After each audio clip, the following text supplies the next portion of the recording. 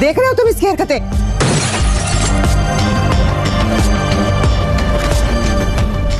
वो ही मिला था तुझे, हमारा दुश्मन, हमारे बाप का कातिल। जान के नहीं मारी, चाहता झूठा से गलती हो गई। कसम खाता हूँ मेरी जिंदगी में सिर्फ रिया होगी, मरते दम तक। क्या तुम कसम खाओगी? बचपन की मंगनी रंग लाई। किसी के साथ देख नहीं सकती हो, किसी को मेरी जिंदगी में कैसे बर्दाश्त करोगी? तुम से लेके आज तक रिया मेरी तकदीर में लिखी जा चुकी है और इसे कोई तब्दील नहीं कर सकता।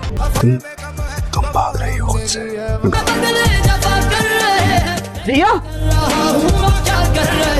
क्योंकि रिया इस घर की बहू नहीं बन सकती, कम से कम मेरे जीते जी तो नहीं। तो फिर मिटा डालो किस्मत की उस लकीर को। नहीं, अब सीधा तर्का। रिया के बस में नहीं रहा कबीर से दूर रहना, इसीलिए वो कबीर से मिलने उसके घर उसके रूम में पहुंच जाती है। और कबीर जैसे ही रिया को अपने रूम में देखता है वो बहुत ही ज्यादा हैरान और परेशान भी हो जाता है।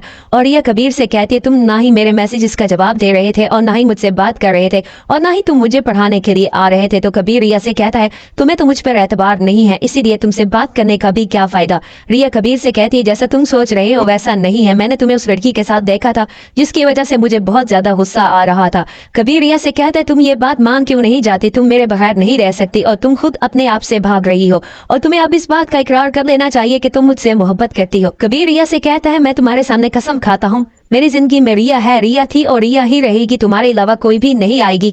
क्या तुम ये कसम खाती हो? तो रिया कबीर से कहती है, मैं कसम नहीं खाऊंगी, बल्कि मैं दरगाह पर जाकर शुक्राने के 2 नवाफिल अदा करूंगी। और रिया ऐसा ही करती है। रिया और कबीर की मुश्किलात में भी इजाफा होने वाला है। अस्मा को तो पहले इस बात पर शक हो चुका होता है।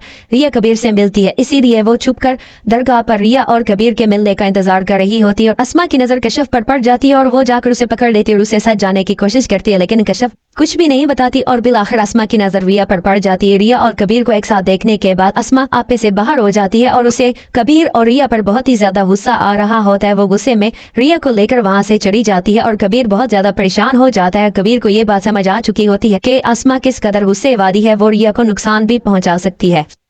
उम्मीद है आपको वीडियो पसंद आई होगी। वीडियो पसंद आए तो करनी वीडियो को लाइक और शेयर कर दो, चैनल भी सब्सक्राइब कर दे ताकि हर नई आने वाली वीडियो का नोटिफिकेशन आपको फौरन से मिल जाए।